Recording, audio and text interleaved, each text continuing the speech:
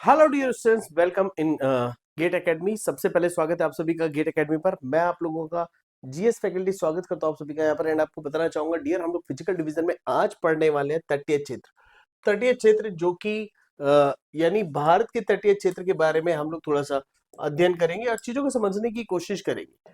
ठीक है, तो आप सबसे पहले देखिए, अगर हम अपकमिंग टॉपिक्स की बात करें तो अपकमिंग टॉपिक्स हमारे आइसलैंड एंड साथ ही state union territory of India, यानी भारत के राज्य और केंद्र शासित प्रदेशों के बारे में भी डिस्कशन होगा। बट आज अगर हम बात करें तो आज हम लोग चर्चा करेंगे कोस्टल रीजन्स की। देखिए, अगर आप भारत की बात करेंगे तो थोड़ा सा समझने की कोशिश कीजिएगा। अगर हम भारत की बात करें तो भारत तीन तरफ से नदियों उससे घिरा है, समुद्री से घिरा हुआ है। भारत तीन तरफ से पानी से घिरा हुआ है। ठीक है, भारतीय तट रेखा की लंबाई 7,516.6 किलोमीटर है। भारतीय तट रेखा पूर्व में बंगाल की खाड़ी से लेकर दक्षिण में हिंद महासागर और पश्चिम में अरब सागर तक फैली हुई है। क्लियर है? भारत की तटीय रेखा 13 राज्यों और केंद्र शासित प्रदेशों को छूती है। भारत की तटीय राज्य गुजरात यानी 1214.4 kilometre, Maharashtra 652.60 kilometre, Goa 118 kilometre, Karnataka 280 kilometre, Kerala 569.70 kilometre, Tamil Nadu 906.9 kilometre, Andhra Pradesh 973.7 kilometre और साथ ही उड़ीसा 776.4 किलोमीटर और पश्चिमी बंगाल 157.5 किलोमीटर है। देखिए, तटीय संघ भारत के क्षेत्र दादरा और नगर हवेली और दमन है। और अगर हम द्वीप की बात करें तो द्वीप 42.5 किलोमीटर यानी 42.5 kilometre, Lakshadweep 132 kilometre, Pondicherry 30.6 kilometre और अंडमान निकोबार द्वीप समूह 1962 किलोमीटर है। क्लियर है? अगर आप यहाँ पर देखेंगे तो आपको दिख रहा है ये गुजरात, यानी गुजरात की जो तटीय ये रेखा है इसकी बारे में बात हो रही थी। महाराष्ट्र की यहाँ से लेके ये यहाँ तक की लंबाई जो है, गोवा की रेंज यहाँ से यहाँ तक, फिर कर्नाटका आ गया, तमिलनाडु आ गया, ठीक है, केरला आ गया, ठीक है, और लास्ट में आपका नीचे कन्याकुमारी हो गया। आंध्र प्रदेश आपको यहाँ पर देखने के लिए मिलता है, चेन्नई आपको यहाँ पर मिलता है, और साथ ही वेस्ट बंगाल, कोलकाता। ठीक है, तो आप समझिएगा, इन्हीं सब के बारे में हम लोग थोड़ा सा आज डिस्कशन करेंगे और यहाँ से ही क्वेश्चंस आपके बनेंगे। देखिए, अगर हम बात करें देश की मुख्य भूमि को छूने वाली तटरेखा की लंबाई जो है वो 5,422.6 किलोमीटर है, जबकि मुख्य भूमि से दूर समुद्र तट की लंबाई 2,094 किलोमीटर है। गुजरात राज्य की तटरेखा सबसे लंबी है, जबकि गोवा की तटरेखा सबसे छोटी है। तटरेखा या समुद्र तट वह क्षेत्र है जहां पर भूमि जमीन यानी समुद्र या महासागर से मिलती है, या यह रेखा जो भूमि और महासागरों के बीच सीमा बनाती है, जिसे अक्सर ग्राउंड लाइन कहा जाता है। क्लियर है? आगे बढ़ते हैं। किसी देश के प्रादेशिक जल को प्रादेशिक समुद्र के रूप में जाना जाता है। किसी भी देश के प्रादेशिक समुद्र की सीमा उसके तट रेखा से खुले महासागर की ओर मापी जाती है। आमतौर पर यह लगभग 12 समुद्री मील होती है। भारत का इस क्षेत्र पर पूर्ण और संप्रभु अधिकार है।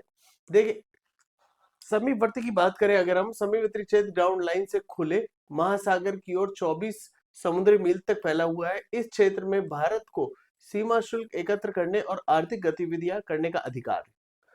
अब साथ ही ये देखिए,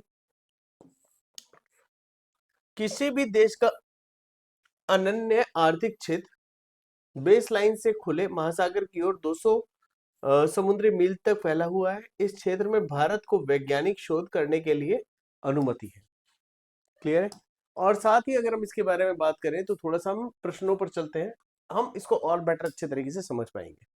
देखिए, निम्नलिखित में से किस तट से भारत का औसत समुद्र स्तर मापा जाता है? मुंबई, चेन्नई, कोची या विशाखापट्टनम? हर एक क्वेश्चन को हम लोग डीपली समझेंगे और ध्यान से आंसर करेंगे और 50 सेकंड्स हम लोग लेकर चलेंगे हर एक क्वेश्चन के लिए, जो कि अब हमारे अपकमिंग क्वेश्चन होंगे। कह रहा है, निम्नलिखित में से किस तट से भारत का औसत समुद्र स्तर मापा जाता है?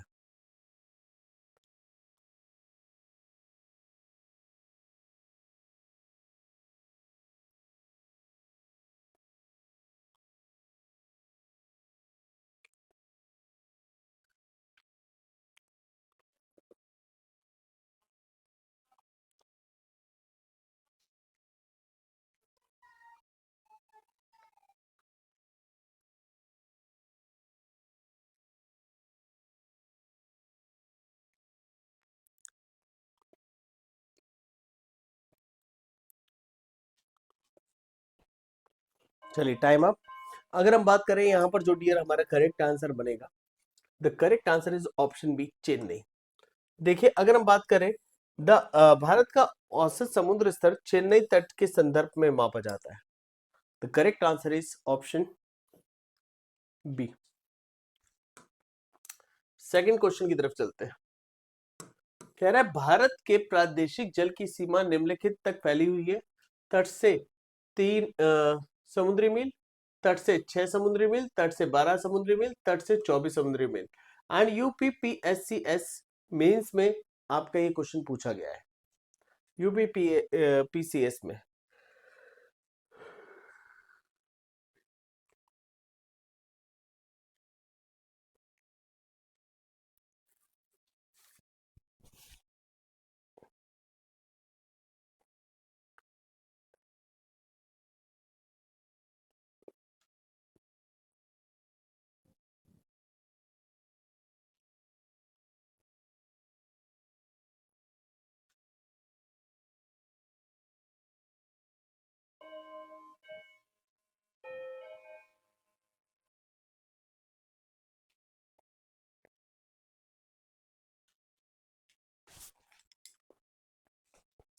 चलिए the correct answer is what.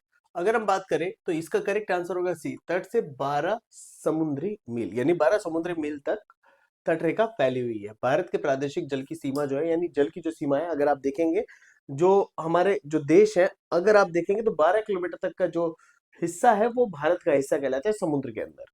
यानी किसी राज्य के तट से सटे समुद्र के क्षेत्र में प्रादेशिक जल उस राज्य के प्रादेशिक अधिकार क्षेत्र के अधीन है, यानी यह क्षेत्र आमतौर पर 12 समुद्री मील है।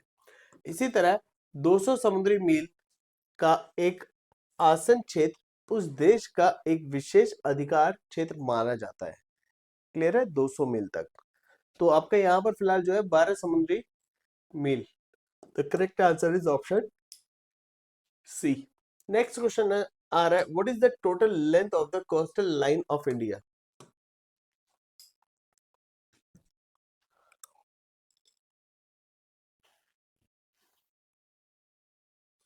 यार यहाँ पर कह रहे हैं भारत की तटीय रेखा की कुल लंबाई कितनी है? 3500 किलोमीटर, 800 मीटर, मतलब 800 किलोमीटर, 6000 किलोमीटर या 7500 किलोमीटर।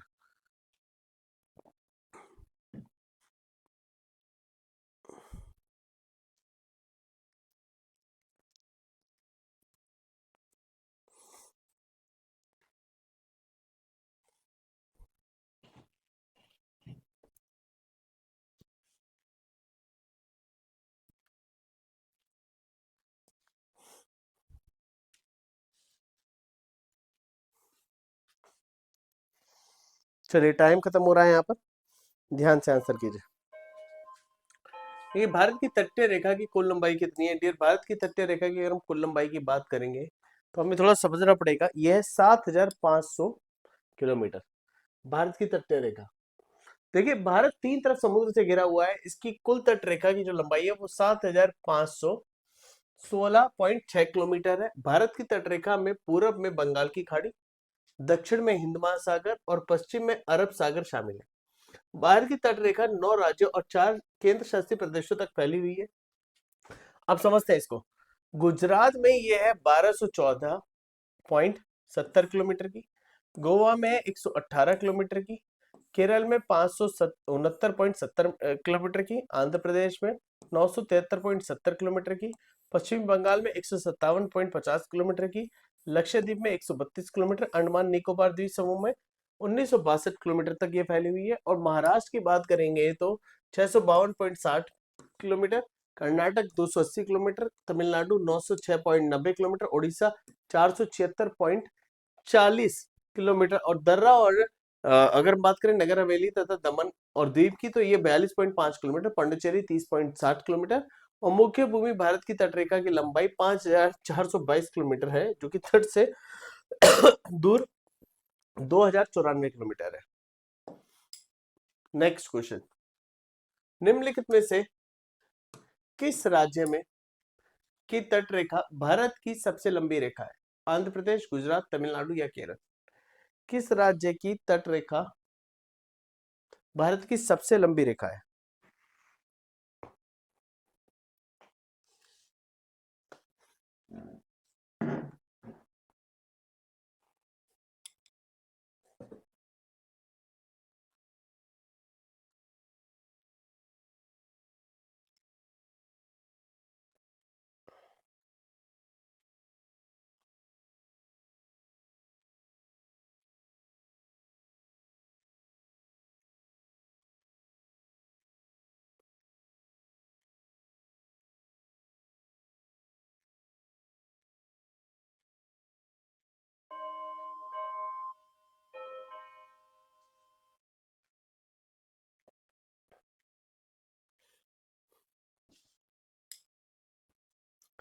डियर यहाँ पर देखिए, अगर हम बात करें यहाँ पर जो हमारा करेक्ट आंसर बनेगा दैट इज गुजरात।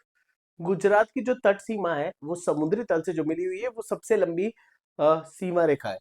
अगर देखिए, भारत तीन तरफ से समुद्र से घिरा हुआ है और इसकी कुल जो तट रेखा की लंबाई है वो 7,516 किलोमीटर है लगभग।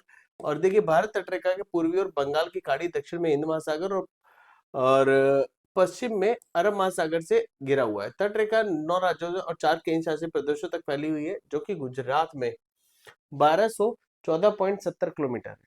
गुजरात के साथ समुद्री तट रेखा। The correct answer is what? Option B. Next question लिखा है, निम्नलिखित में से निम्न में देखिए, भारत के निम्नलिखित राज्यों में से किसकी तटरेखा सबसे लंबी है? भारत के निम्नलिखित राज्यों में से किसकी तटरेखा सबसे लंबी है? महाराष्ट्र, आंध्र प्रदेश, केरल या गुजरात? तो डियर, आई थिंक मुझे लगता है कि अभी इस क्वेश्चन का हम लोगों ने आंसर किया है। गुजरात की तटरेखा जो है वो सबसे लंबी है, जिसकी लंबाई 1214.70 किलोमीटर है। तो इस क्वेश्चन को हम स्किप कर सकते हैं, पूछने का तरीका अलग हो गया। भारत की तटीय राज्यों की संख्या क्या है? यानी वो तट राज्य जो कि समुद्री रेखा से सटे हुए। तो बताइए करेक्ट आंसर यहाँ पर क्या बनेगा? भारत में तटीय राज्यों की संख्या क्या है? 6, 7, 8 या 9?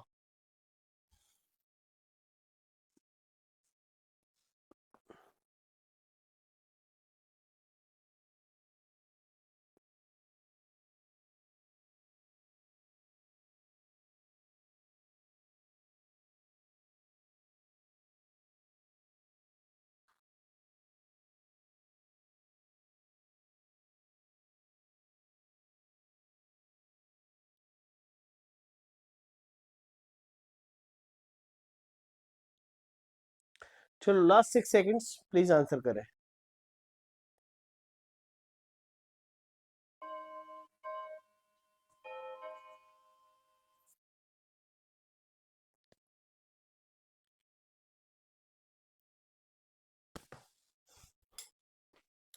देखिए, भारत के तटीय राज्यों की संख्या, dear the correct answer is 9। Bharat के तटीय राज्यों की अगर हम बात करें तो उसमें सबसे पहले जो आता है वो आता है गुजरात, महाराष्ट्र, गोवा, कर्नाटक, केरल, तमिलनाडु, आंध्र प्रदेश, ओडिशा, पश्चिम बंगाल। दादर और नगर हवेली और दमन दीव जो 42.40 किलोमीटर है, लक्षद्वीप 132, पांडिचेरी आपका 30 आता है।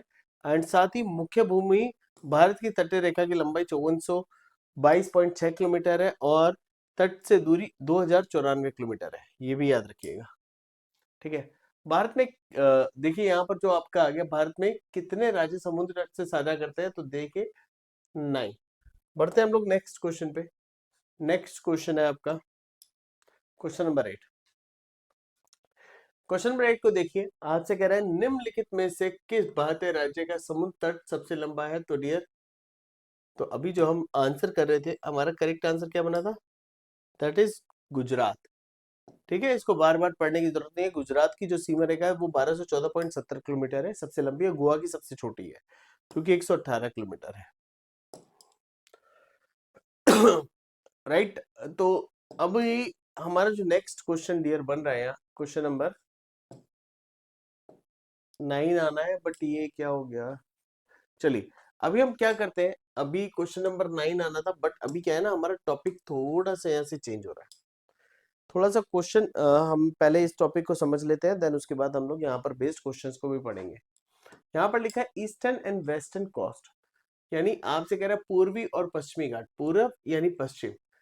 देखिए, पश्चिमी तटीय क्षेत्र मैदान समतल भूमि का एक संकीर्ण विस्तार है जो कि पश्चिमी घाट और अरब महासागर के बीच स्थित है। पश्चिमी तटीय क्षेत्र के उत्तरी भाग को कोंकण तट, मुंबई और गोवा कहा जाता है। क्लियर है। मध्य भाग को कनारा तट कहा जाता है और दक्षिणी भाग को मालाबार तट कहा जाता है। राइट। पूर्वी तटीय क्षेत्र महानदी गोदावरी, कृष्णा और कावेरी जैसी नदियों के डेल्टा के परिणाम स्वरूप विकसित है। इसीलिए पूर्वी तट बहुत उपजाऊ है। महानदी और कृष्ण नदी के बीच पड़ने वाले पूर्वी तट क्षेत्र को उत्तरी सरकार कहा जाता है। ठीक है।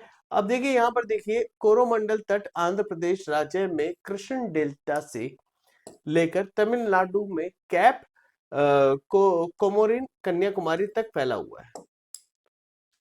नेक्स्ट, अगर बात करें पश्चिमी तट पर, पश्चिमी तट पर स्थित महत्वपूर्ण बंदरगाह है मुंबई, महाराष्ट्र, जंजीरा महाराष्ट्र, उडुपी कर्नाटका, कोच्चि केरल, न्यू मैंगलोर आदि। यानी पूर्वी तट पर स्थित महत्वपूर्ण बंदरगाह जो है वो है विशाखापट्टनम आंध्र प्रदेश में, हल्दिया पश्चिमी बंगाल में, पारादीप उड़ीसा में, एन्नौर तमिलनाडु में, और न्यू तूतीकोरिन जो कि तमिलनाडु में। तो यानी ये सारे बंदरगाह हैं।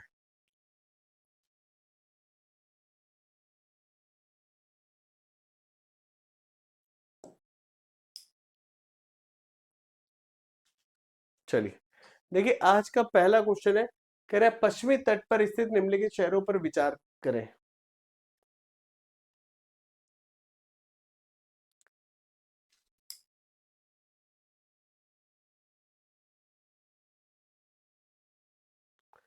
यहां पर कह रहा है पश्चिमी तट पर स्थित निम्नलिखित शहरों पर विचार करें भारत के। ठीक है, देखिए निम्नलिखित में से कौन सा विकल्प सही क्रम को दर्शाता है उत्तर से दक्षिण तक शहर की संख्या। तो एक कह रहा है जंजीरा, कन्नूर, नागरकोइल या सिंधुदुर्ग। आपको बताना है करेक्ट आंसर यहाँ पर क्या बन सकता है। सीक्वेंस क्या होना चाहिए यहाँ पर, 40 सेकेंड्स है आपके पास, प्लीज ध्यान से आंसर कीजिए।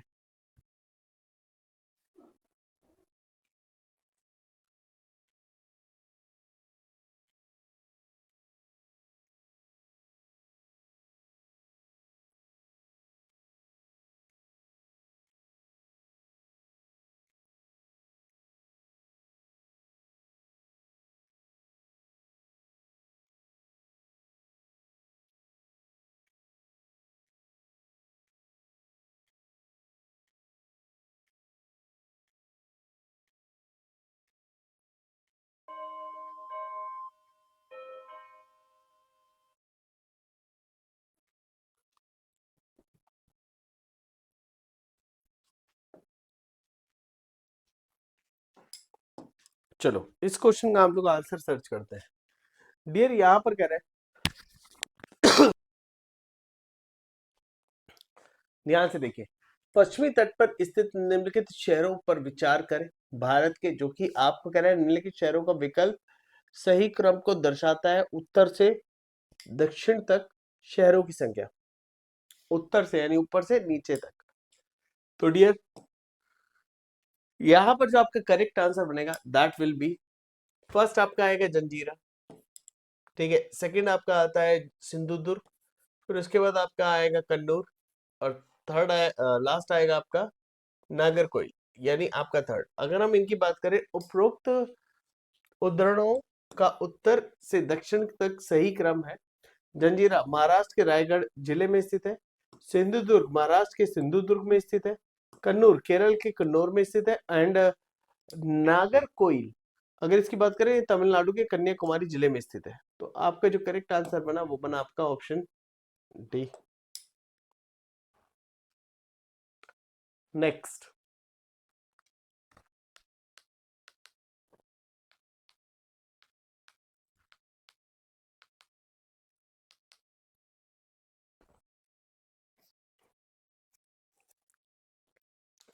अब यहां पर देखिए नेक्स्ट क्वेश्चन है, आप आसपास कुछ जिज्ञासु डेंस को देख सकते हैं, लेकिन ऐसा इसलिए है क्योंकि,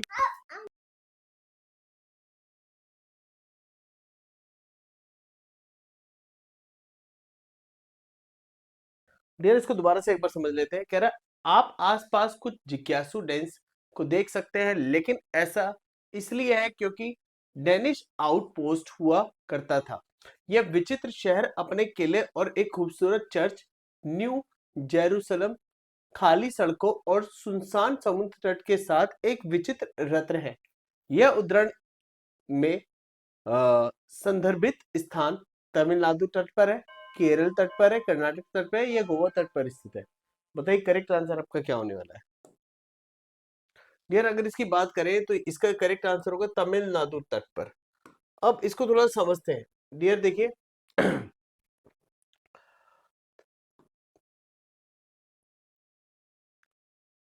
थारंगंबाड़ी तमिलनाडु के तट पर स्थित नागापट्टिनम जिले का एक शहर है जो 1620 में, देखिए 1620 से 1845 तक डेनमार्क का उपनिवेश था।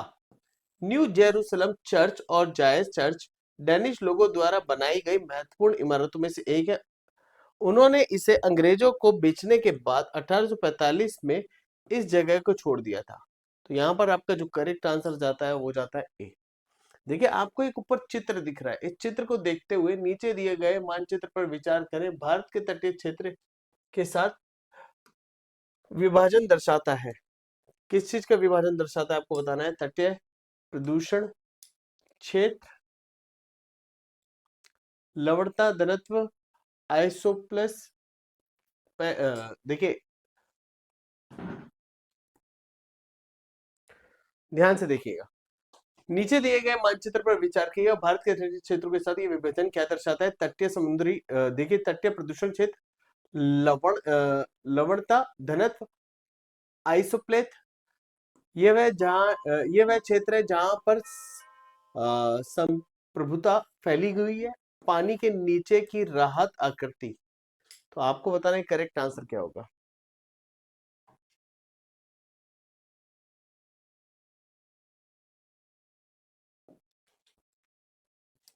देखिए पानी के नीचे की राहत आकृति है। देखिए भारत के समुद्र तट के साथ विभाजन पानी के नीचे की आकृति यानी तटीय राहत आकृति दर्शाता है। यह समुद्र तल की गहराई को दर्शाता है। यानी ये जो आपको दिख रहा है ना, ये समुद्र तल की गहराई को दर्शा रहा है।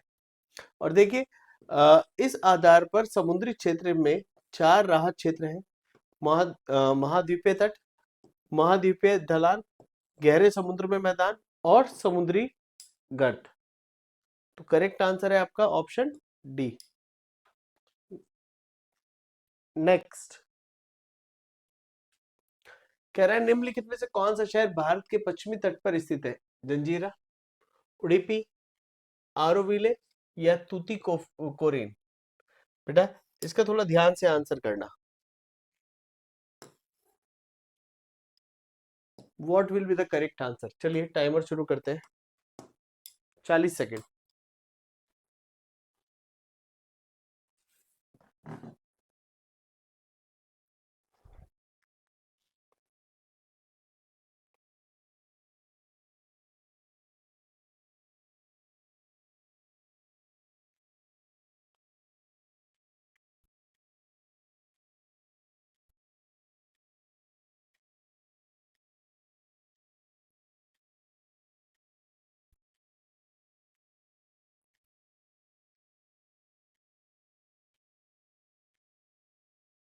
चलिए लास्ट 3 सेकेंड्स है, फोकस होके आंसर करें।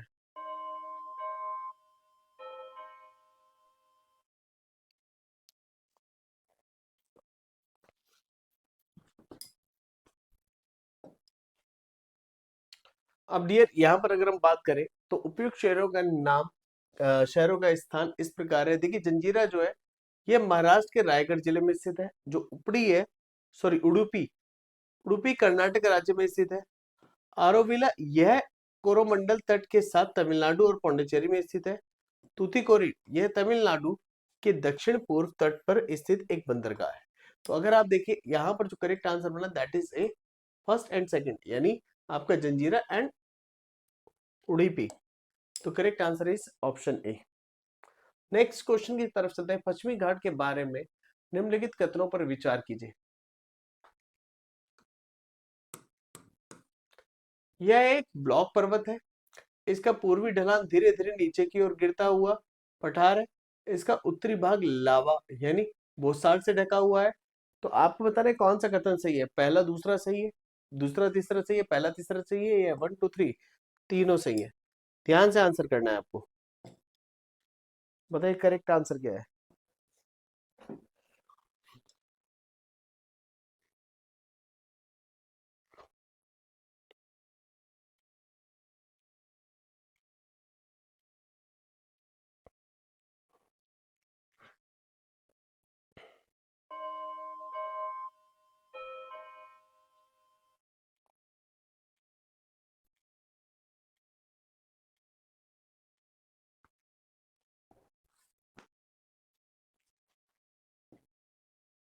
Dear the correct answer is option D. यहाँ पर तीनों आपके एकदम सही है। अगर आप बात करेंगे यहाँ पर पश्चिमी घाट के बारे में, तो यहाँ पर देखने वाली बात यह निम्नलिखित कथनों पर दर्शाता है, यह ब्लॉक पर्वत है, ये भी सही है। यह पूर्वी ढलान धीरे धीरे नीचे की ओर गिरता हुआ है पठार है। इसका उत्तरी भाग लावा बेसाल से ढका हुआ है। देखिए प्रायद्वीप का पश्चिमी भाग प्रारंभिक तृतीय काल के दौरान दरार में बदल गया था और अरब सागर में डूब गया था। देखिए पूर्वी भाग, अगर हम बात करें पूर्वी भाग की, तो पूर्वी भाग पूर्व और उत्तर की ओर झुका हुआ और पश्चिमी घाट बना है। ठीक है। अब देखिए इसलिए पश्चिमी घाट को एक ब्लॉक पर्वत के नाम से जाना जाता है या माना जाता है। ठीक है। अगर हम बात करें दरार के दक्षिण में प्रायद्वीपीय ब्लॉक हिमालयी ओरोजेनी के दौरान थोड़ा पूर्व की ओर झुका हुआ था। ठीक है। इसका उत्तरी भाग डेक्कन ट्रैप के अंतर्गत आता है, इसीलिए यह लावा से ढका हुआ है। तो आपका जो करेक्ट आंसर है that is option D. Next question number 6।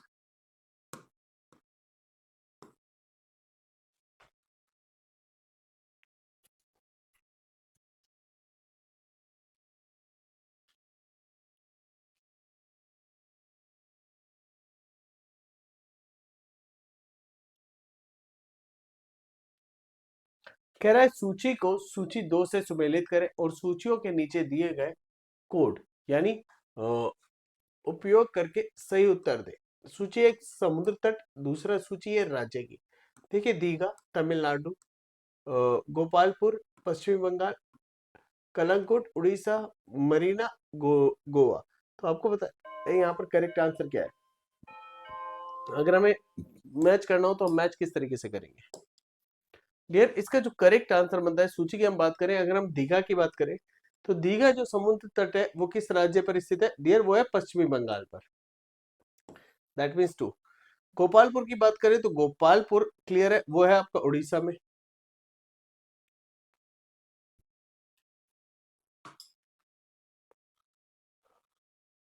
Clear है, वो आपका हो गया उड़ीसा में। फिर कलंगुट अगर बात करें तो that is in Goa and Marina is Tamil Nadu. तो करेक्ट आंसर जो बना that is 2341, option B. Next.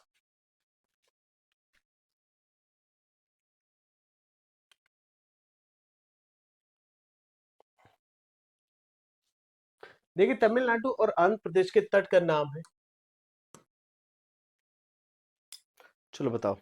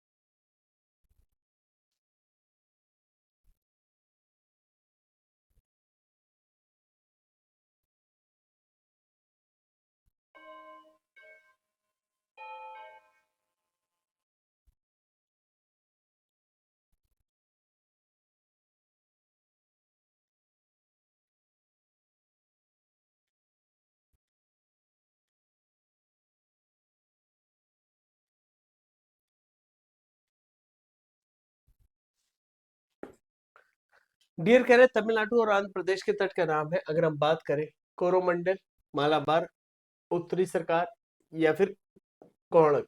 तो इसका करेक्ट आंसर है कोरोमंडल। देखिए कोरोमंडल तट दक्षिण पूर्व आंध्र प्रदेश और फॉल्स डीवी पॉइंट से लेकर दक्षिण में तमिलनाडु के कैप कोरोमन कन्याकुमारी तक फैला हुआ है।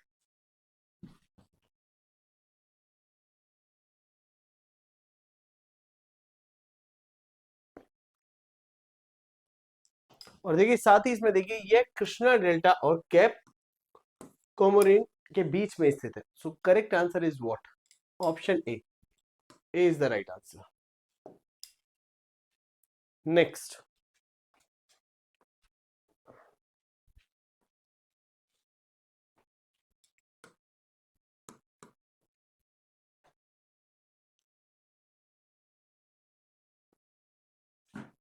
अगर हम बात करें तमिलनाडु के समुद्री तट को किस नाम से जाना जाता है? तमिलनाडु के समुद्री तट को किस नाम से जाना जाता है?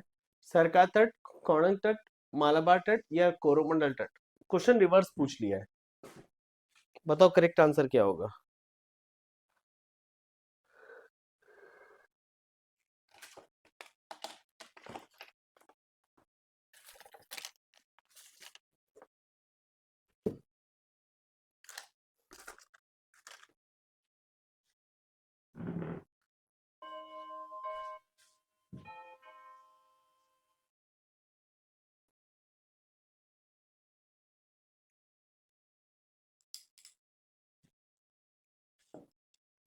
Dear the correct answer is Coromandel तट। देखिए कोरोमंडल तट दक्षिण पूर्व आंध्र प्रदेश में फाइल्स डीवी पॉइंट से लेकर दक्षिण में तमिलनाडु के कैप कोमोरिन यानी कन्याकुमारी तक फैला हुआ है। ये कृष्णा डेल्टा और कैप कोमोरिन के बीच में स्थित है।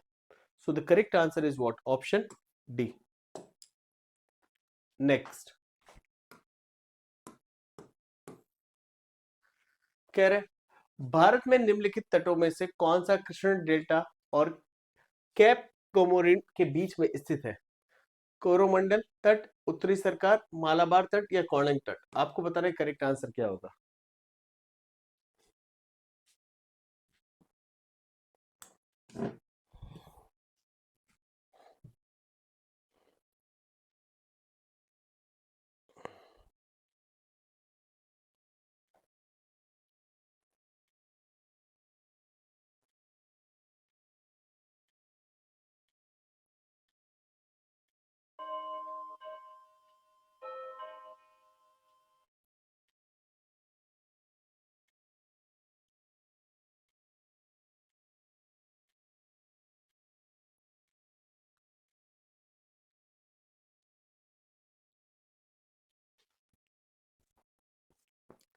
Dear the correct answer is option A, Coromandel तट। इसके बारे में अभी हम लोगों ने पढ़ा है। कोरोमंडल तट दक्षिण पूर्व आंध्र प्रदेश में फाइल्स टीवी पॉइंट से लेकर दक्षिण में तमिलनाडु कैप कोरोमिन कोमोरिन कन्याकुमारी तक फैला हुआ है। ये कृष्ण डेल्टा और कैप कोमोरिन के बीच में स्थित है।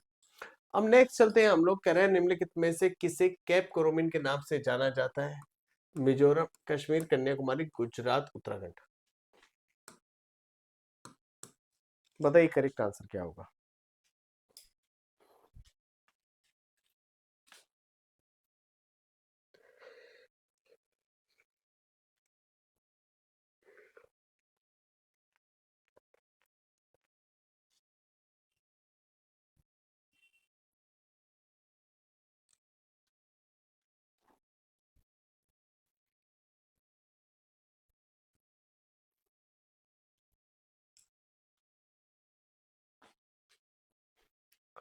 ध्यान से करिएगा आंसर।